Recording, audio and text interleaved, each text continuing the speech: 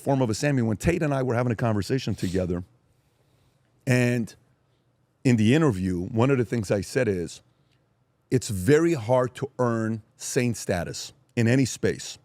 Very hard. Yeah.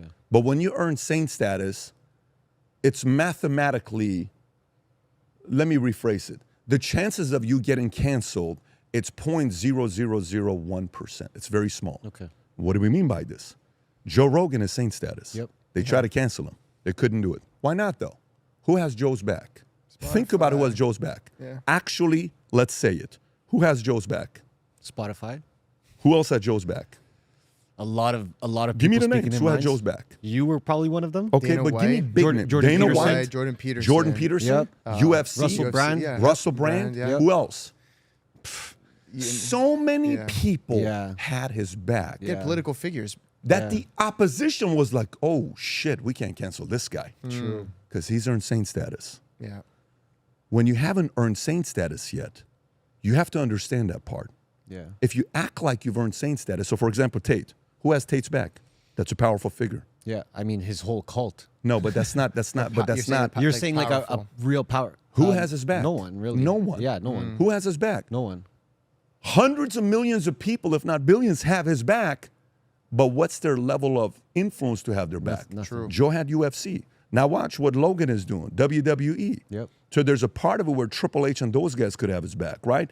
If you look at every one of these guys that make it to the highest level, you have to position yourself in a way to have saint status. You first start off with protection. You got protection right now from who? These guys. How big are they right now? Massive. They're everywhere, Yeah, right? yeah. That is a form of protection, okay? And eventually, you got to become a flag carrier for them, where you're getting loud and here's who we are, here's what they're doing. You're showing a lot of gratitude to them for what they're doing for you, the opportunity they've given you.